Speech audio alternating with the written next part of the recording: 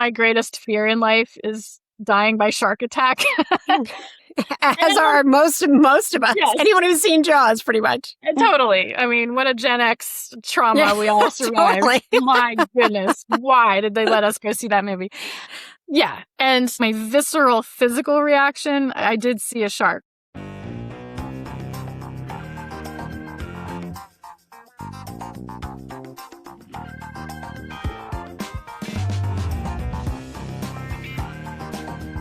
Strangers with Kittens. Gen X stories from the least parented generation. Hi, welcome to Strangers with Kittens. I'm Eileen Kelly, and I'm really glad you're here. Today, I'm going to be interviewing a memoir writer, and I'm excited for you to meet her because I really loved this book. It's smack in the middle of our Gen X experience. If you haven't listened to an episode where I've mentioned it, what kind of prompted me to start this podcast is that I wrote a memoir called Strangers with Kittens. It's about growing up, Gen X, and experiences that I think a lot of people in Gen X had. You know, when I would talk about growing up in my stand-up and in my solo shows, people would do one of two things. Either they would be shocked at some of the stories, or a lot of Gen Xers would come up to me afterwards and be like, oh my God, we had the same hole in our car, or my parents did the same thing. We laugh together about the craziness and the chaos of growing up Gen X. And I just felt like I want a space for people to come and tell their stories and for us to all connect about these experiences because I think they're unique to our generation. So I love it when a Gen Xer tells their story, writes down their story. So to talk about her travel memoir, The Map That I Draw, please welcome Heidi K. Brown. Hi, Heidi. Welcome. Hi, so good to see you. Thank you so much for having me. So good to see you.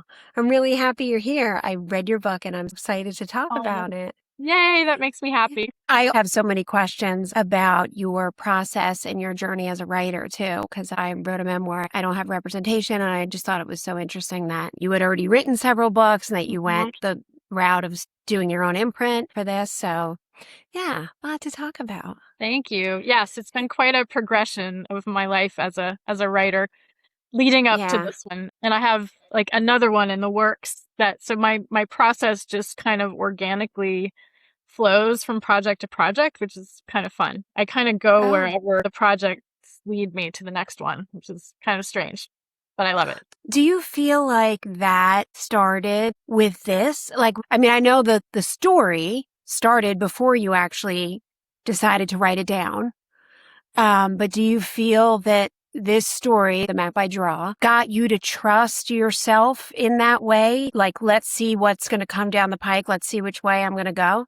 I think it started earlier than that. I loved to read throughout my 20s and 30s, and I always kind of dreamt of being, I have this fantasy of being this bohemian writer in New York, but I went the complete opposite route. As a 21-year-old, I went to law school, I worked in law firms, and then I went through these major relationship issues. But at the same time, I was really struggling in my life as a lawyer. And so what first got me into writing was writing about my life as a young lawyer struggling with mental health issues and anxiety, performance anxiety. So I got into writing books because I wanted to write about that. I wanted to write about my true life experience in the law firm world so I could help other law students or junior attorneys avoid a lot of the struggles that I went through. But it was like my personal narrative had to be part of those books. So I wrote a book called The Introverted Lawyer.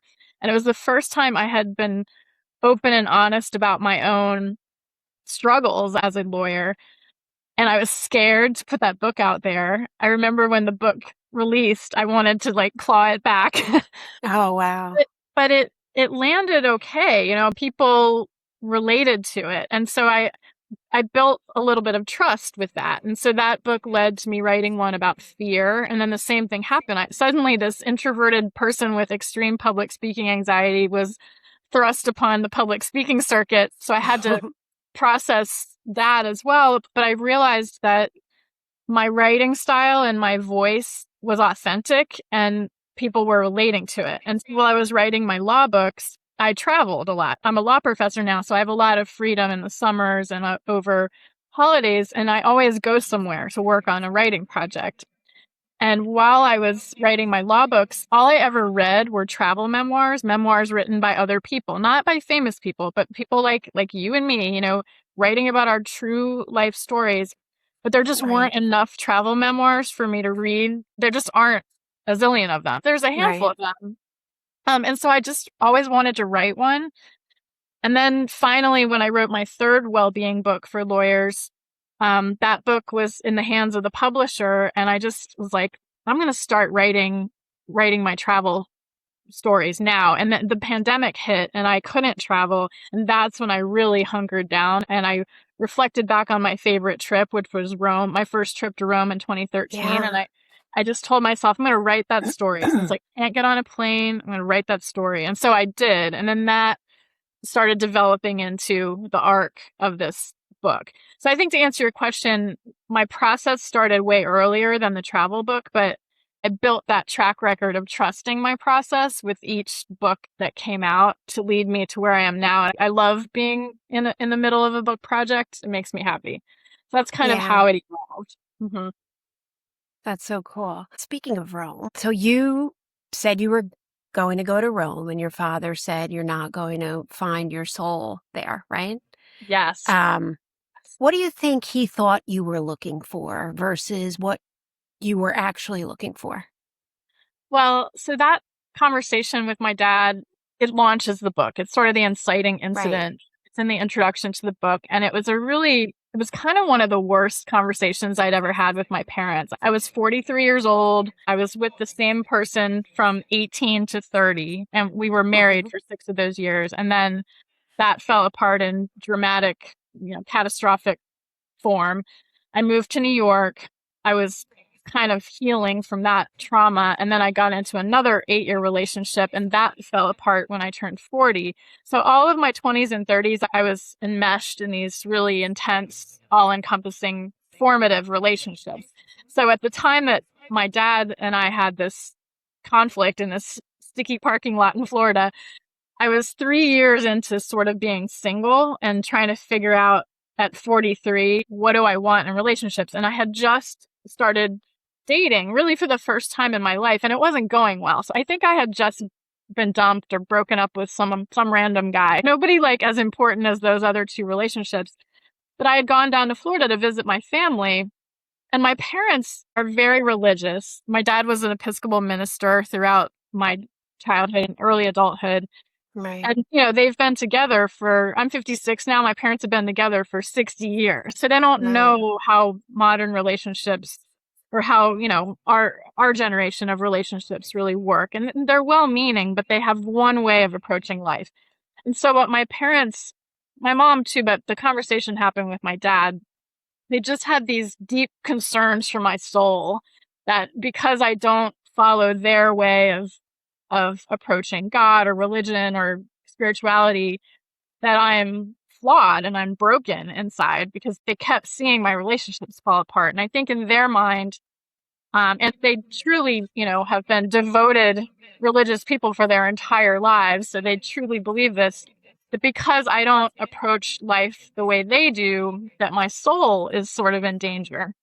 And Oh, it's, to me, it's kind of a dangerous thing to say to a kid, but even a 40 yeah. year old woman who's been through a It's lot, that abusive, really. I mean, I it, know it's unintentional, but it's abusive. it was not good.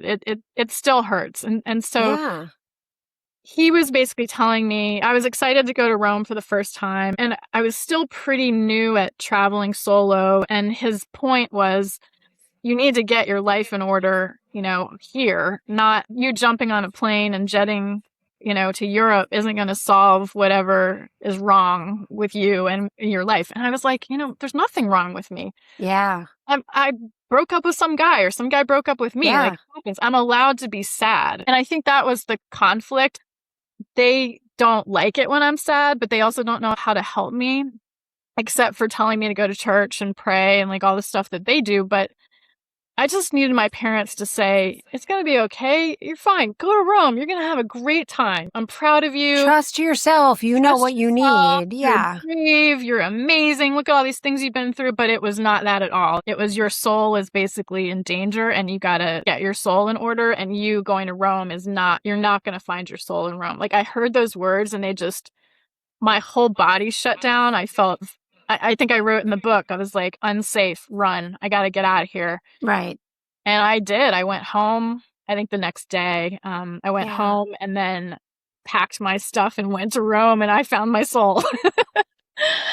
Meanwhile, literally, you are a soul. You don't have to find your soul. No. You're No. a soul Yes. inhabiting a body right now, but you are a soul. So just even the notion of to go out and find your soul is like, no, I'm right here Yes. and I'm good. My soul is fine. My soul is what makes me so adventurous and honestly brave. And yeah, so I don't even mean to say, oh, I found my soul in Rome. No, but I understand what you mean because that notion and also that kind of message of like, well, your soul isn't my soul, so you're broken. Right. And it's taken me, so that was 13 years ago that I did that trip. And my life hasn't gone perfectly since then, but I gave myself permission on that trip in Rome because Rome just spoke to me. Rome spoke to my soul from the second I set foot in that city. Oh. And I felt I liked my soul.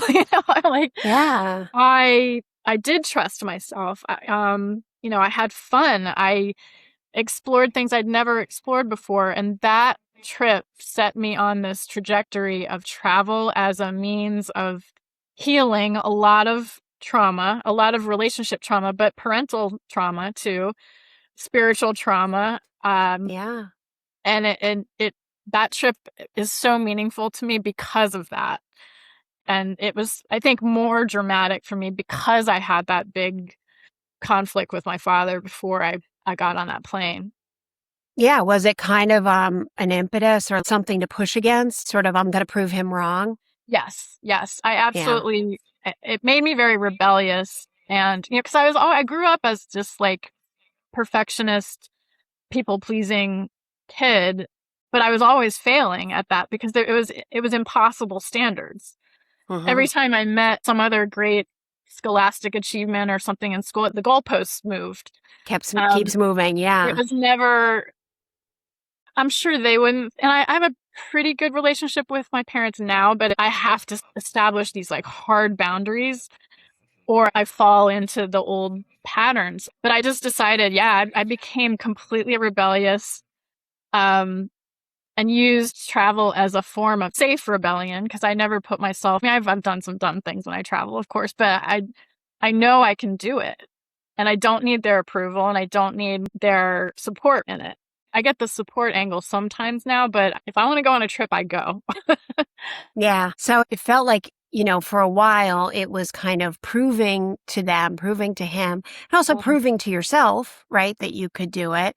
But then as you became more experienced and more, I don't know, you were ripened by your travels, by your challenges, and by overcoming those challenges, it became, this is who you are.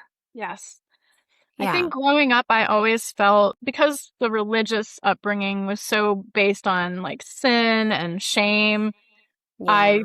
I was trying to prove to my parents, I think from age, I don't know when it started, 3, 5, 7, whatever, up to 40, that I was a good human being.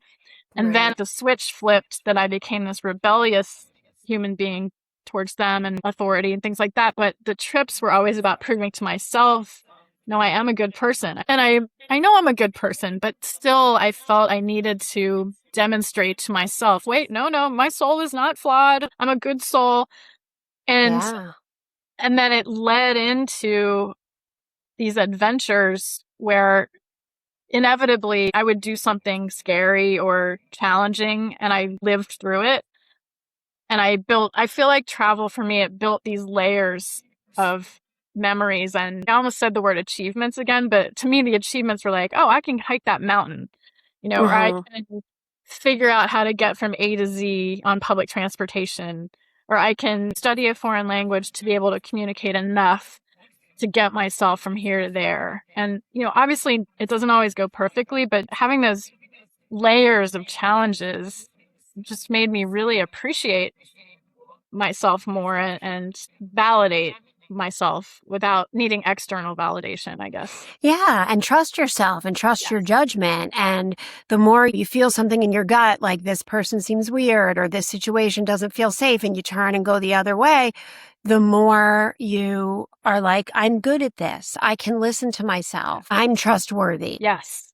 I thought of my best friend who passed this past February, but we grew up together. She came to public school in 6th grade, and before that, she grew up in the Assembly of God church. And funnily enough, the Jonas Brothers were also part of this church, and they got kicked out as well. Her family got kicked out because the mother questioned the pastor. There was shadiness going on, like embezzlement and stuff like that, and she was questioning it. And so they were going to school there, everything. They got kicked out, and then the Jonas Brothers years later got kicked out for singing secular music. Mm-hmm. So she spent her life, as you have, sort of unwinding all of that.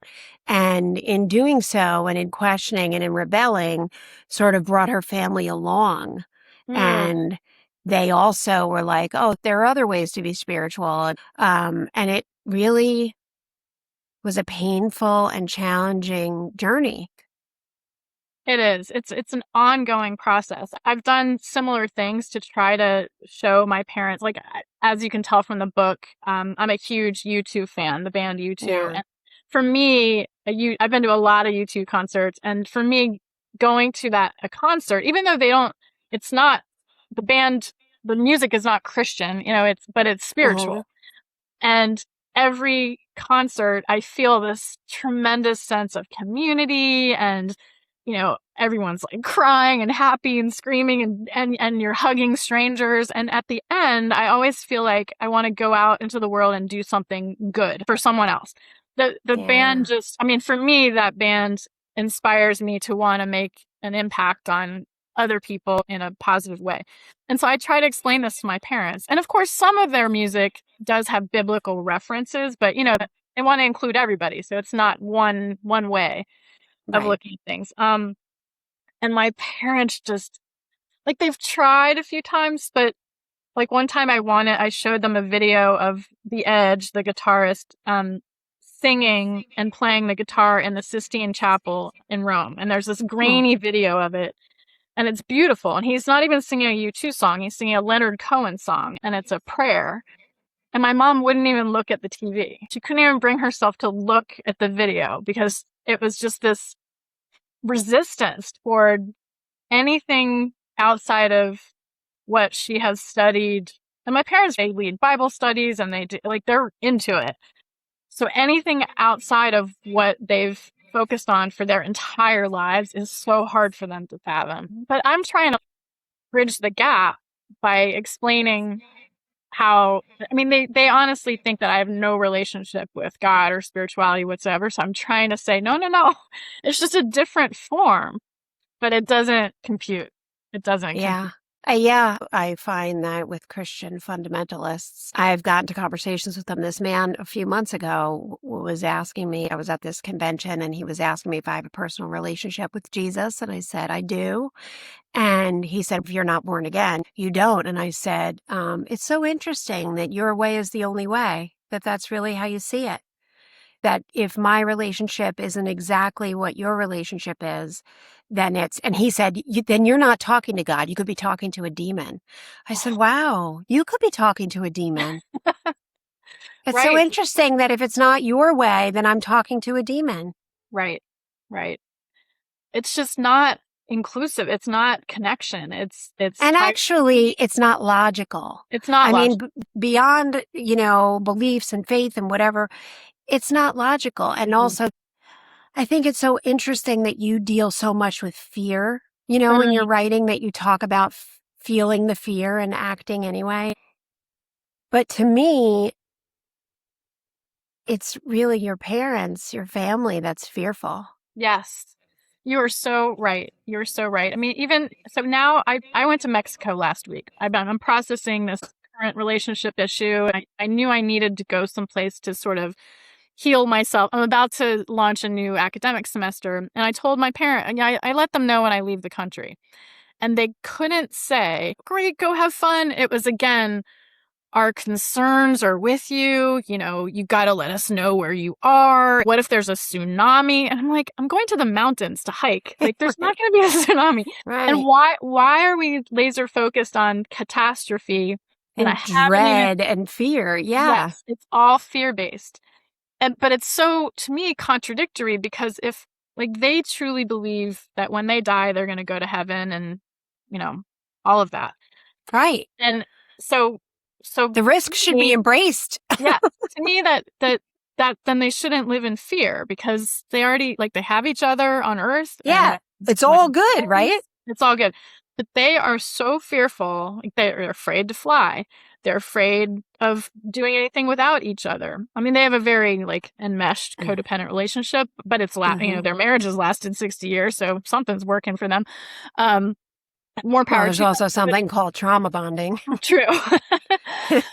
For me, I don't want to I don't want to think about a tsunami. I want to think about the positive aspects or the potential and the opportunity and the joy and the upside. But their brains, mostly my mom, but their collective brains always focus on risk and fear and Right. potential downside and catastrophe. And I just don't want to go through life like that. And I will say that my experience when I lived for a year and a half in a very fundamentalist area. I grew up on the East Coast. I moved to Southern Ohio for a little while. I came back to the East Coast. Fear was the overriding Mhm. emotion there. Um, Fear to get to know me, to really open up and be warm. But then at the same time, when I said that my family was leaving, a fear of that and sadness and all of a sudden all this warmth coming at me of, oh my Right. God, Wyatt, you're leaving. I'm like, where was this for the last year and a half? And then anytime I'd be like, oh, I'm going to New York for Christmas or I'm going to New York to visit friends or whatever. Oh my God, God bless. Be careful. I'm like, I'm Right. not going to Afghanistan. Like, what is Right. your problem? But The that New- was all they could think about. Absolutely. The New York thing, because my family lives in, they did live in Florida for a long time and now they're all in North Carolina. And the same thing with the New York thing, like, be careful walking, on this across the street or like, I feel safer in New York than I do anywhere. And, Mm-hmm. but in a way, it's almost bad when I travel. I assume every place is as safe as I feel here. So Mm-hmm. I do probably take more risks in Rome or other places I go because I feel like I'm a New Yorker. I can walk from here to there, no problem. Then I end up on some highway, you know. Right. But yes, my parents, everything they hear on the news is always the worst Well, that's all fear thing. mongering, right? Especially depending on Exactly. what they're watching. Exactly. So I just, have to say, no, everything's fine. Everything's fine. Don't Yeah, believe I'm everything you good. hear on TV. Yeah. Yeah. Yeah. Um, so your title, The Map I Draw, Mm. that reclamation that you're drawing this map for yourself, who would you say the original map makers were for you? Oh my goodness. I love that question. It's funny because I've been toying around with this new idea. I probably shouldn't say it till I publish it, but I'm gonna say it anyway because I love talking to you about this. Say it. I feel like I'm becoming what I'm calling an unreasonable map maker because so in my life, I feel like I was handed life maps by my parents, by my grandparents, who are also well-meaning, but also very like, there's one way. Linear and yeah. Totally, you do this, you say this, you act like that, you wear and so I like to describe it as these maps were foisted upon me, these by other map makers, my parents, their church, my grandparents, men. I married the Society first in guy general. that was nice to me, basically, and he had his map, and he was very confident. I was very insecure, so I followed his map. Law firm bosses. geez, the stuff that I was told to do and say and be when I was a young lawyer, just awful stuff. So I don't think I had really any good map makers that influenced me in a way that made me feel like a fearless traveler until that Rome trip. Um, it's funny, when I was trying to figure out the title of my book, I actually was going to call it like The Prodigal Daughter, but then I was like, that's like a religious reference that means I went back to my family and begged for forgiveness. I'm like, nope. Yeah. But I like the idea of the product, like you travel away and then you come back. But I was like, nope, Right. With, not doing yeah. that. And Yeah. I was sitting at a cafe in Rome trying to figure out, brainstorming the title. And I thought, oh, I'm tearing up all those old maps. It felt very, again, rebellious and almost destructive. I'm like, I'm ripping them up into little pieces. I'm going to light them on fire. I'm going to throw them in the river, and I'm going to draw my own map. And it can be as messy as I want and make absolutely no sense to anybody else. And so I'm sort of this unreasonable map maker, but it's so fun. So it's, Yeah. and then I did a little bit of study about what is map making? What are the different parts of maps?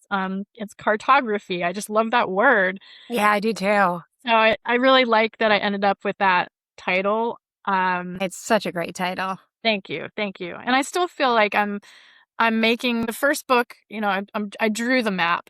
I wrote a whole manuscript for the next one, and I think I'm going to call that one The Map I Paint, because I'm like going to paint in the colors of the map or Yeah. something. I might not settle on that officially, but I'm thinking that the map is going to be the theme of all my travel memoirs, because the map is constantly evolving and I get to decide what goes on it. The topography, the texture, the color, the direction, what counts as being lost, what counts as not being lost. I think it's really fun to think about drawing your own map.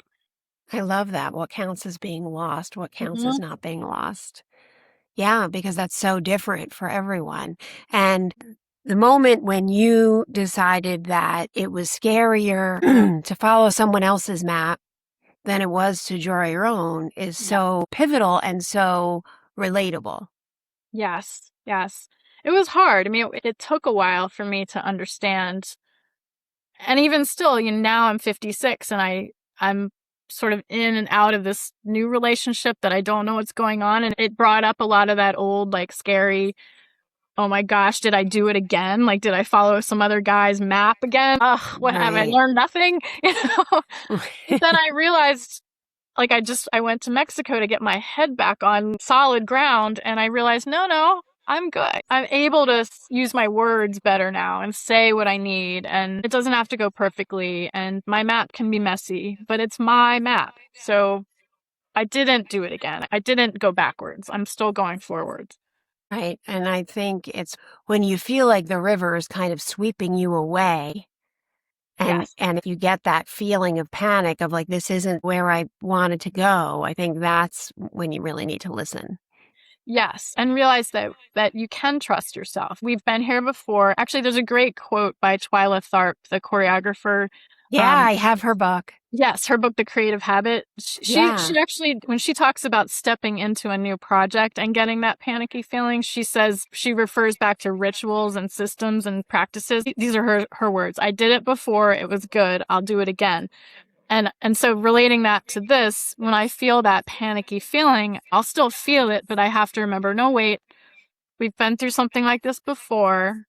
It was okay. It's going to be okay again. Even though I feel disoriented now, it's going to be okay. And that's Right. honestly all I ever wanted my parents to say is it's going to be okay. And they won't say that. Those words don't compute for them because they're afraid it won't be okay. But Right. And I it's know more it, they're not yes, focused on I'm sorry, but they're not focused on you and what's no, best for you. They're focusing on their own anxiety. exactly what they can handle and not what I Right. can handle. Yeah, Right. that's definitely what's happening there. Um, And also, it's hard to not be seen. I mean, I can speak from mhm. experience. It's very hard to not be seen by the people around you. And I grew up like that and have experienced that my whole life. And it's like you have no idea who I am and what I'm capable of and what I've accomplished Yes. because you're incapable of Yeah. seeing it. Yeah. I totally relate to what you just said. And you know, we all have these amazing resumes of like on paper accomplishments that I know they talk to their people at church about, but that's not the stuff that I care about. It's the internal accomplishments or the stuff that we've navigated that has nothing to do with our careers or our titles or any of that, but that's the stuff that we're most proud of. Right. And And that's the stuff that ripens your soul. I mean, depending yes. on what your beliefs are, that's the stuff that elevates your soul. That's the stuff that, if you believe in reincarnation, when you come back, you will be at a higher level. Hmm. Those are the things that elevate and Yes. wisen your soul. Absolutely. And just replenish. And I feel like the word abundance, when we Mm-hmm. do those things, it replenishes our soul. Yeah, we all have jobs, we work, which kind of can deplete our energy or our soul sometimes. So it's all the fun stuff we do, the concerts, the trips, the friends, the books we read, the art we experience, like that replenishes our soul. And it's raising our vibration. Mm-hmm. Um, or like you said, for the And next, raising the collective vibration. raising the Like you were collective. talking about being at a U2 concert and that Yes. feeling of one love and that Yes. unity, right? Like we're Yes. raising the collective vibration. Yep. Yeah. I went to a show. It was actually in Australia. And he Wow. said at the beginning of the show, hold me up. He was saying to the audience, hold me up, hold up Adam, the bassist, hold up Larry, hold up the edge. Like it's our Mm-hmm. job as the audience to lift them up so they can lift us up. Mm-hmm. And the fact that, you know, this major rock star kind of looks at it that way, that we're there, it's not one way. It's not Right. transactional. We're in it together. Yep. That's incredible to me. Yeah. I learn a lot from that kind of humility in my own work, and I'm grateful that that's the message that I get out of those rock concerts. It's fun. Yeah, and that's when humanity is at its best, right? When Mhm. it is a conversation, when it is a back and forth, whether it's a million people and one singer or a leader talking to constituents, that's when we're at our best, when it's a back and forth. Yes. Yes. And we learn from each other and we elevate each other. I love that. I do I feel too. like you can definitely, I think, you know, in our circles of friends, etc., you can tell whose energy you feel uplifted after an interaction with a friend versus Hmm. times that you feel depleted by a social interaction. And I think the same thing is happening there. It's like, what are our intentions when we interact with each other? Is it one directional again, or is it transactional, or is it collectively uplifting? Yeah, I related so much to what you were talking about being introverted because people think because I did stand up for many years, because I'm comfortable speaking in front of crowds that I'm an extrovert, but really I'm Hmm. an extroverted introvert. I Hmm. can turn it on if I need to or if I want to, but I'm mostly an introvert. And I also can suffer from social anxiety. And I thought it was interesting the way that travel made you less anxious because it seems like it would be the opposite, you know? It's so funny. I don't really go out to dinner by myself in New York. Hmm. In New York, we're polite to our elevator neighbors, but I don't really engage in a ton of conversation. But when I travel someplace new, I am like talking to everybody, even if I'm speaking in a different language. I study Italian and I love going to Italy so I can practice my Italian. And I'm not afraid to sound stupid or make a mistake when I'm there. Whereas here, I would never just start speaking Italian to some Italian person I hear in Right. the subway. Like that's never happening. So Right. it is really funny how my personality, it's almost like being in a different location. I give myself permission to be a slightly different persona because who cares? Like it doesn't, Yeah. and I'm not nervous. I'm not socially anxious when I'm there. Like, I mean, I still feel, I get a little intimidated sometimes going into certain stores when I'm in Rome and I want to speak it. I don't want them to speak English back to me. So I add this anxiety on myself about performing properly in a fancier Hmm. venue, but in Yeah. restaurants, Yeah. I'll talk to anybody in a restaurant, and I will never do that in New York. Yeah. I think also when you are in a country and attempting to speak their language, it's a form of respect. It is. And I think it's appreciated. You know, Paris gets a bad rap, but I loved Paris. I don't speak fluent French. I did crash course before I went, and I did Rosetta Stone, which at the time was a disc and a headset, I and had it that was, too. yeah, and it was like a real stickler for pronunciation. So what I did know, I pronounced very well because it wouldn't let Good. you advance unless you said it perfectly. Mm-hmm. So then people would think I was fluent, and then they were off and running, and I was like, wait. I'm like, I agree with you about Paris. I feel like 20 years ago, I think they were more, they really just wanted you to speak proper French and they would switch to English if you didn't. But now I feel like I went to Paris maybe 2 summers ago, and I feel like they were so excited to hear people speaking French. And you're right, like they would continue speaking French at a pace that I couldn't keep up. yeah, that I was like, I lost you after the third word. Yeah. And what I do in Italy is, even if they switch to English, I'll say in Italian, I need to practice. So I need to practice my Italian. And then they'll immediately switch back to Italian. So I think that's it's fun. nice. And again, like Yeah. you said, it builds this rapport and respect for each other that we're trying. And a certain level of, like, you're making yourself vulnerable. Yes. And you're trying to be respectful.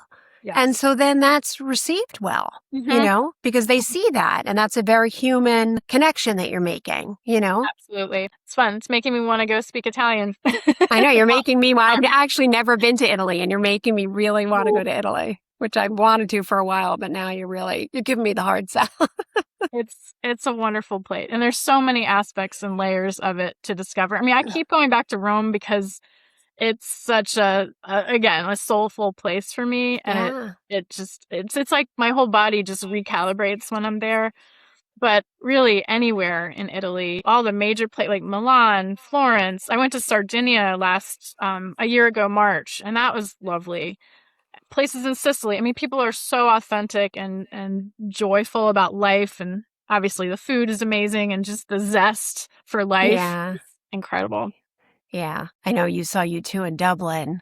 I did a home exchange in Dublin, where a family came and stayed at our house, and we went and stayed at their house. I did it in Paris as well, but everyone tells me that Italy and Ireland are a lot alike in that they love when you bring your family out to dinner. There are some countries, Paris didn't love like me having my kids in a restaurant. I mean, they weren't horrible, but they were the only kids there. Right. Whereas in Ireland, they're honored that you're bringing your children into their restaurant, and very warm and happy that you're there.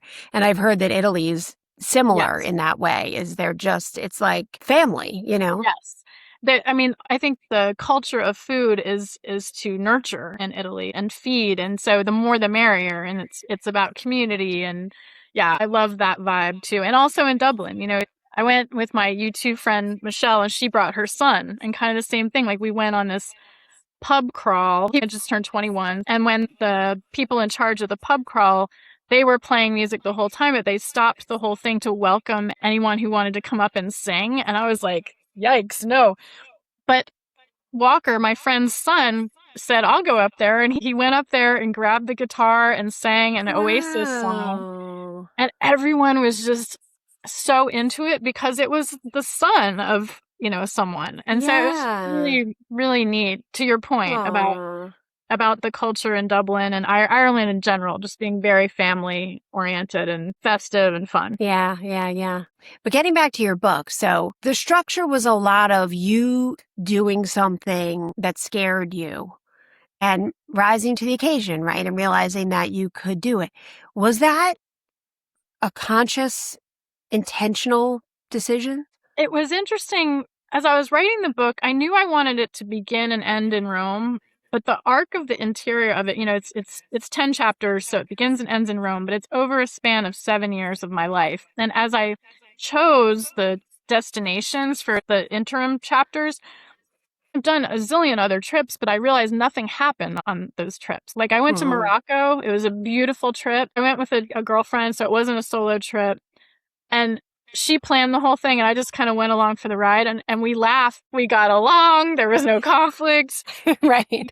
Like, we saw really beautiful and amazing things, but there wasn't enough meat to tell a story. And so what I realized, to answer your question, I don't think I was intentional about the doing something scary part, but I found that the chapters that made it into the book were chapters in which I did something either hard or scary.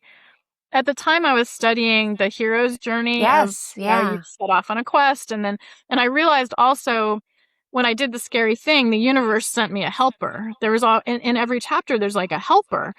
At one time, like in Peru, as a dog, literally this Right. reddish brown dog appears out of nowhere and helped me get through this hike when I thought I was lost and alone.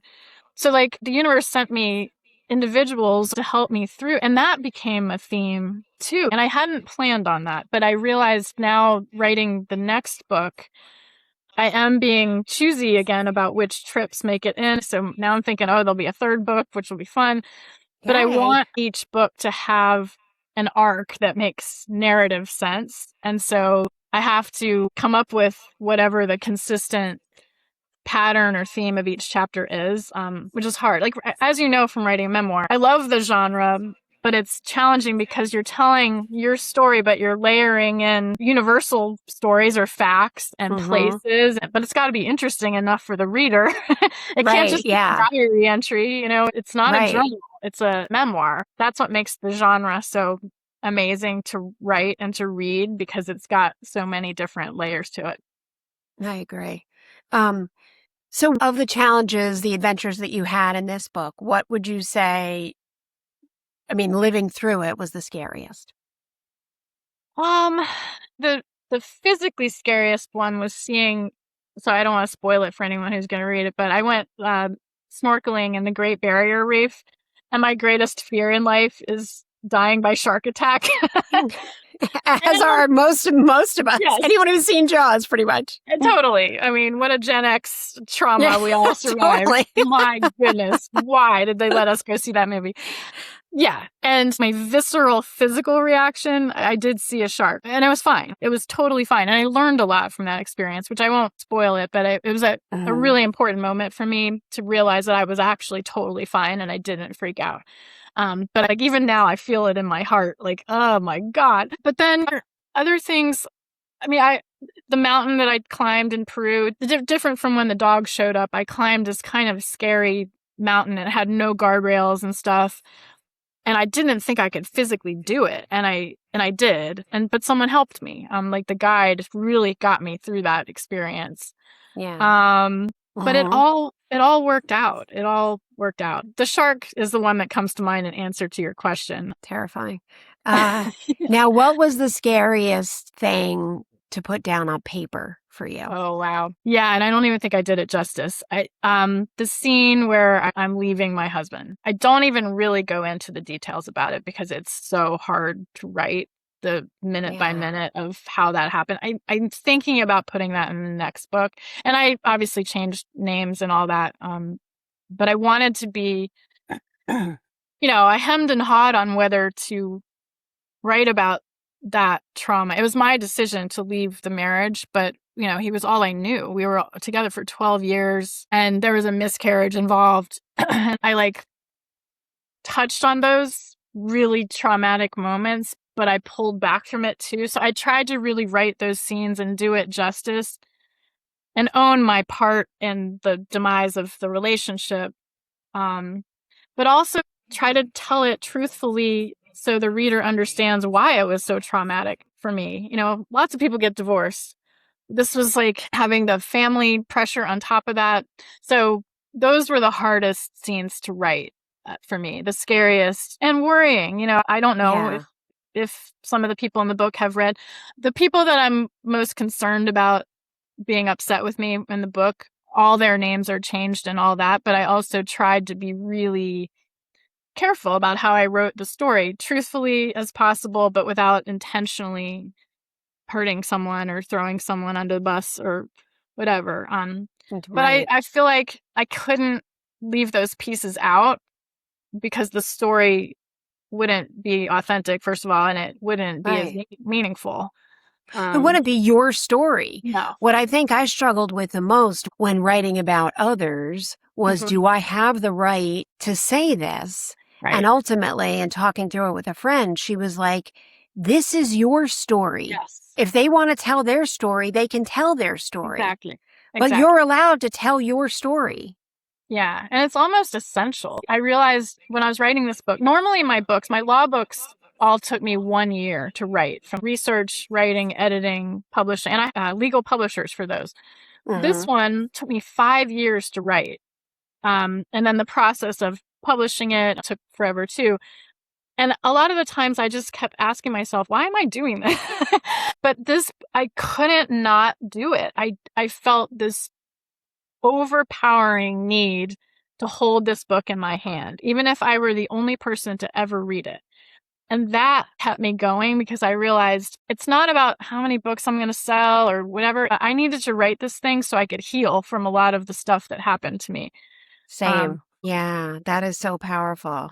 It's essential. And like you just said, it's our story. Obviously we'll remember things differently from people that went through some of those experiences with us, but we're trying to be as truthful as possible. I went back to all my journals and photos and tried to really be as honest as possible, but not intentionally hurting somebody. I wanted to write about my hurt and healing from my hurt, acknowledging like the unpretty sides of my personality and my actions and imperfection, all of that. It's all in there, Yeah. There has to be.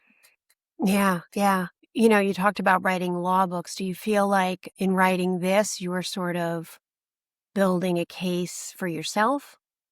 Yes, actually. That's interesting. I didn't think about it that way, but yeah, it's similar. It's like, especially in writing about travel memories, you're piecing together evidence that you were there. Yeah, when you talk about going back through journals and things. Yeah, I journal a lot on every trip. I mean, part of my life process and my well-being practices are I do Julia Cameron's morning pages. Yes. Yeah, I do. Every morning for Me like too. the past 20 I years. got away from it, but yeah, it's the best. It's the best. And when I travel, I don't want to lug my big journal around. So I actually have legal pads actually. And I always have 2 or 3 loose pieces of paper in whatever bag I'm walking around the city or the village with. And during lunch, I write down, because I always make lunch my main meal out in the world. And then I like to just chill at dinner by myself. Yeah. But I try to capture as many details, even, about my surroundings and the food and art or whatever I'm seeing, but also how I'm feeling. So I have really good records of how I'm feeling about whatever I'm going through in that moment. So I go through all of that when I'm writing a chapter. And obviously, you make it literary and interesting, but the facts, the raw stuff is on the page. Yeah. Yeah. It's like, I'm always like, oh God, someone needs to burn all these if I die. Right. Like, no, it's so bad, a lot of it. And, because you're not writing for someone else, you're writing for yourself. And sometimes I'm just vomiting on the page. Yes. I even use Bitchin. Yeah, my friend Clay knows that if anything ever happens to me, his number one job, my God, that's amazing, was to bust into my apartment and burn every journal to the ground. I love that you have this contingency plan. Oh yeah, he knows. So do you think you would have written this book had the pandemic not happened? I do think I would have. I'm grateful that I had those 3 months of lockdown to turbo boost the beginning of the book, because, my paying job, my regular job, not always, but often gets in the way of my passion projects. And so having that time to sit around and stare at my journals and my passports that were collecting dust, it really launched me into the project. And I got so excited. I do think I would have written it anyway. It just might have come out a different way. Interestingly, if the pandemic hadn't happened, the last 3 chapters of the book would have been totally different, because the sort of the midpoint of the book is when the pandemic hit, and then I couldn't travel. Obviously, I didn't travel for that entire first year of the pandemic, and then I tried to quit my job because I was so miserable. This is a job I had before the job I have now, and my boss, the dean of the law school where I was teaching, he's like, no, you can't quit, but you can take a sabbatical, but then you have to come back. So I was like, I can take a sabbatical. And so I bought the one-way ticket to Croatia, Yeah. which is chapter 8 in the book. And my plan was to get to Tenerife in the Canary Islands, which ended up being chapter 9 of the book. And then my ultimate plan was to celebrate my 50th birthday a year late because my birthday is in March and the pandemic hit in March in Italy and everything shut down. I had to cancel my 50th birthday trip, but my goal was to get there. And that's how the book ends. So Yeah. it would have been a totally different book if the pandemic hadn't happened. Right. Yeah. I do think I would have written it anyway. So you booked a one-way ticket to Croatia. Yes. And what did that feel like? Booking a Rebellion. one-way ticket. Oh my gosh. I was well, at the time, the news was so inconsistent. Dire. One day this was true, the other day that was true. And the only countries in Europe that would allow Americans to enter without quarantine were Greece and Croatia. Everything else you had to quarantine. Originally, I had planned to go to Dublin because it's a shorter flight than all that, but then they changed the rules that you had to quarantine in a government hotel for 14 days. And I'm like, I don't want to do that. So what it came down to is I'd already been to Greece several times. I mean, obviously, I don't know everything about Greece, but I'd never been to Croatia. So that's how I just decided to go. And when I bought a one-way ticket, because I wasn't sure how long I would stay, and I've never bought a one-way ticket, I don't think, to anything. Yeah, I mean, that's a wild experience doing that. It was awesome. Packing for a one-way trip was so empowering. Even though it was very stressful because of COVID, I had to get PCR tests that were valid through different countries. And because there was no direct flight to Croatia from New York, I had to connect through Amsterdam. But getting on that plane was so exciting and liberating because I knew I had this year ahead of me. The one-way ticket was so fun because I really wasn't sure how it was all going to play out. And it was incredible. I mean, I had 11 days in Croatia, and then it was like little dominoes. Spain opened. I had put a deposit on this house, this cottage in the middle of a banana field in Canary Islands that my friend had gone to. So he was like, you're going to love it. You just got to get there. And the lady who owns it was so gracious. And she's like, if you can't come, we'll cancel it. It's fine. But I was like, no, I'm going to get there.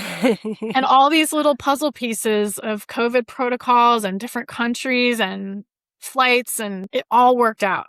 Just it all came worked together. out. Yeah. It was incredible. It was so fun. In Tenerife, you talked about rewilding. Yeah. I love that term. What part of you felt like you needed to be wild again? The whole first year of the pandemic, I was so stressed. And I loved being in New York then because I do feel like New York kind of banded together. We're so creative in the restaurants outside, and my friends were here. But work was incredibly just grueling. I ran a legal writing program at a law school, and at the law school, there was some toxic vibes, let's just say, in my program and other aspects of my job there. And I was really stressed, and the students were all unhappy because they were studying on Zoom and the job market was tanking. It was just so negative.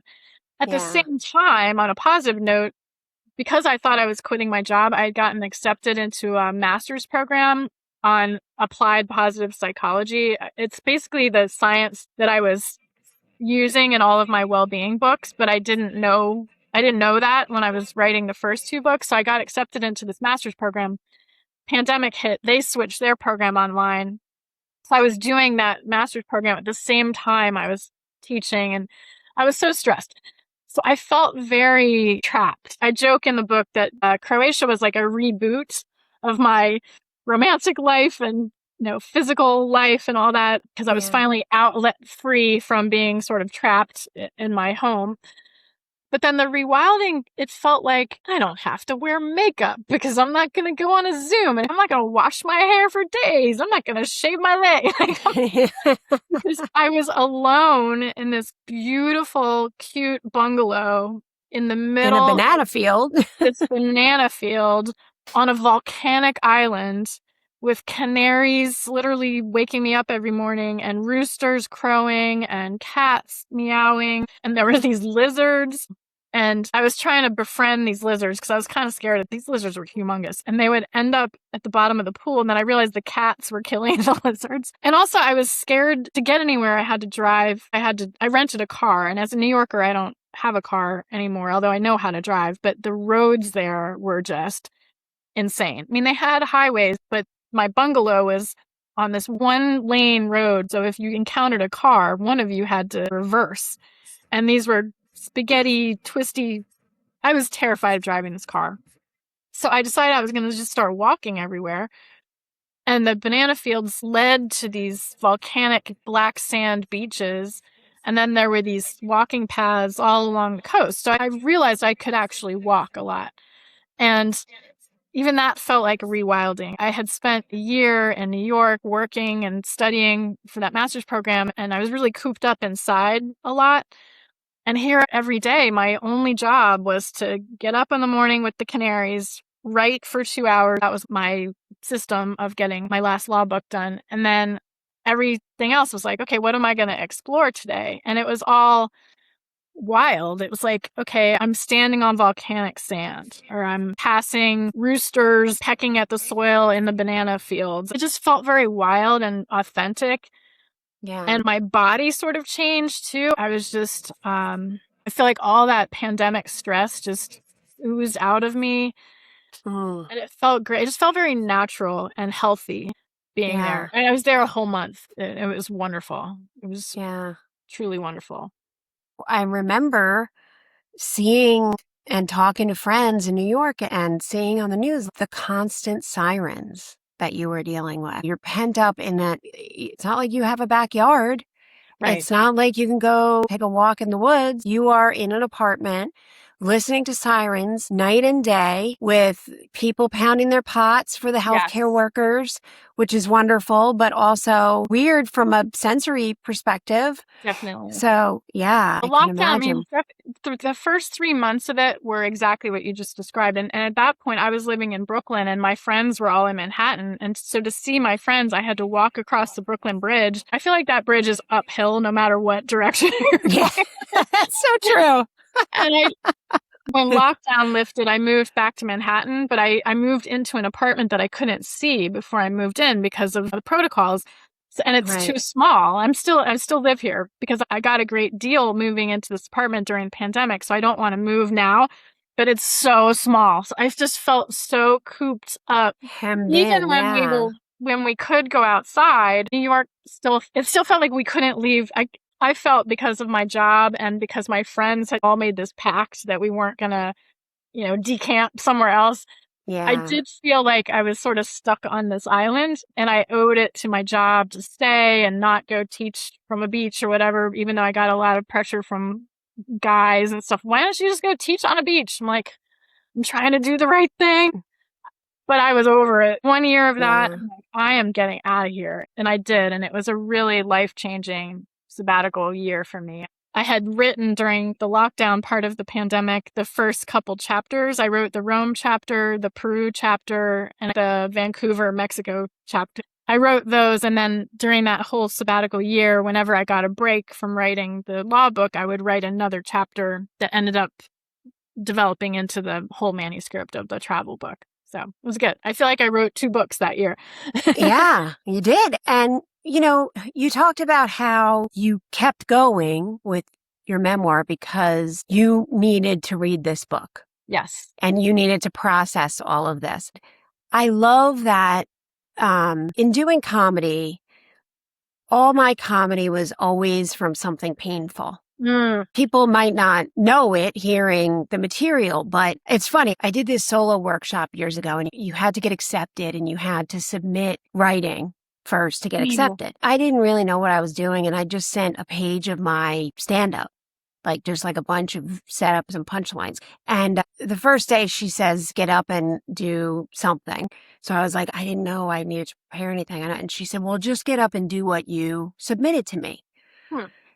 And I knew it like the back of my hand. So I just got up and started doing stand-up and she stopped me and she's like, this isn't what you submitted. I said, it is.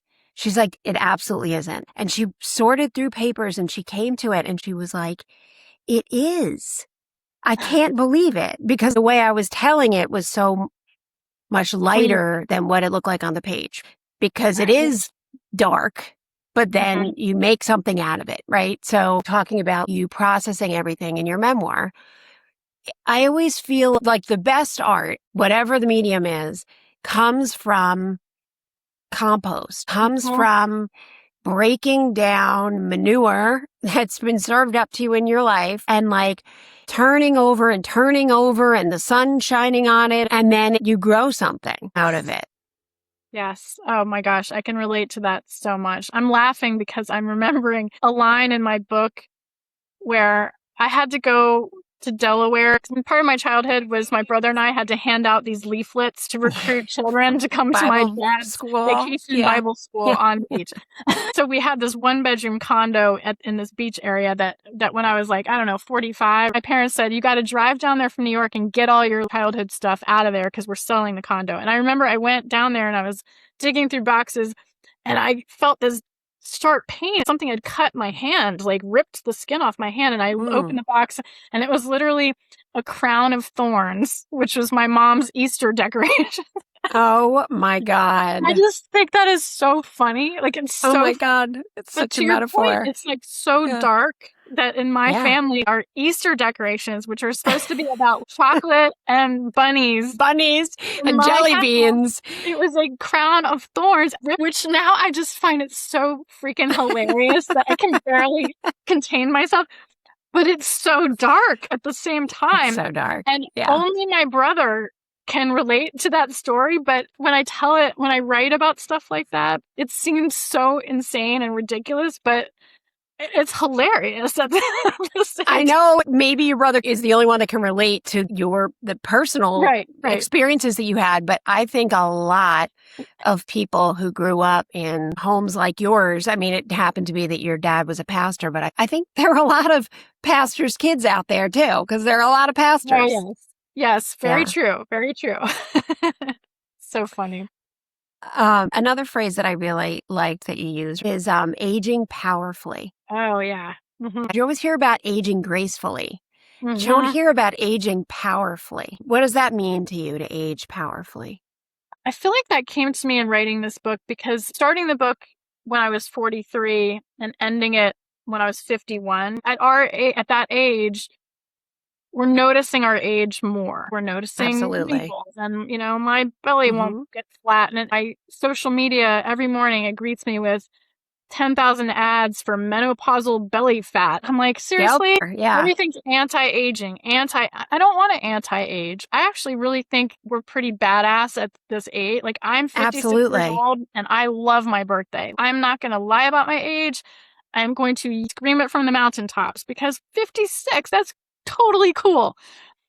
And I try to take care of myself and work out a lot. And, a lot of my friends have done anti-aging facial stuff and which is like more power to you and whatever makes you feel good, right? Totally.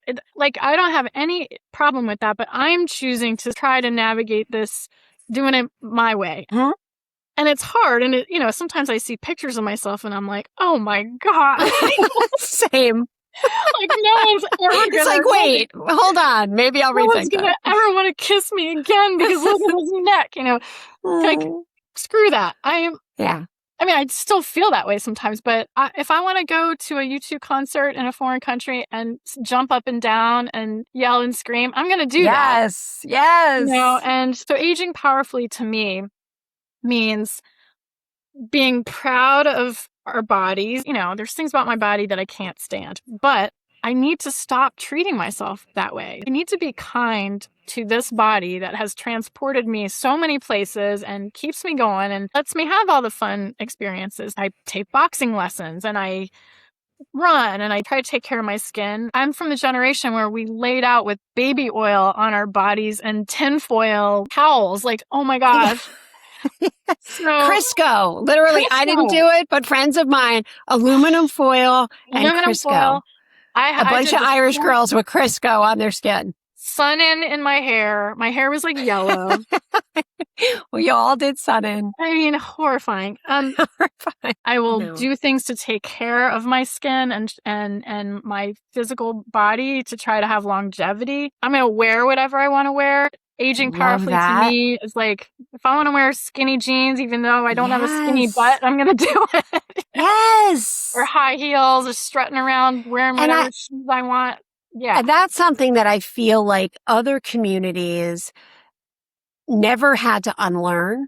The white women in particular, the toxicity, the amount of self-hatred that we were force-fed through our childhood and adolescence and young adulthood, it just gets me so angry. It makes me angry too. And you know, unfortunately my mom is really caught up in that. Like she loves all the magazines and it's constantly like, if she sends me one more envelope full of Gwyneth Paltrow articles, more power to Gwyneth Paltrow, but she's not my soul model. Like, Yeah. you know, so it's, even my mom is very caught up in like what my hair should look like. She wants to tell me what type of dress flatters my figure. And like, I don't care about any of that. I'm going to dress how I want to dress. Yes. And do my hair how I want to do my hair, and empower other women to do the same thing. So I love it. that's where I feel like aging powerfully is a better message for me than anti-aging or aging gracefully. I don't want to age gracefully. I want to age, you know, loudly and proudly. Yes, I love that. I want to age powerfully. We don't need to be graceful and dignified. We can be our same Gen X selves that we've always been, just more evolved and, you know, a little older. The word that I love that's being thrown around now is unhinged. I just feel like we're unhinged. So like I'm unhinged now. I try to be professional in my job, but outside of that, I'm just unhinging myself to do whatever I want. That. I love that. Well, this was so much fun. You guys, The Map I Draw by Heidi K. Brown. You can find it on Amazon. Amazon, barnesandnoble.com. It's on Bookshop for people that don't want to buy on Amazon. And also my website, Heidi Kristen Brown, Kristen with an I-N, HeidiKristenBrown.com. So for people who want to go that direction, it's available. But bookshop.org supports independent bookshops. It's the same price on all the platforms. Well, thank you so much. Thank you. Enjoy your next trip. Thank you. I will. I will be thinking of you as we age powerfully and continue rock and rolling. Age powerfully. Take care.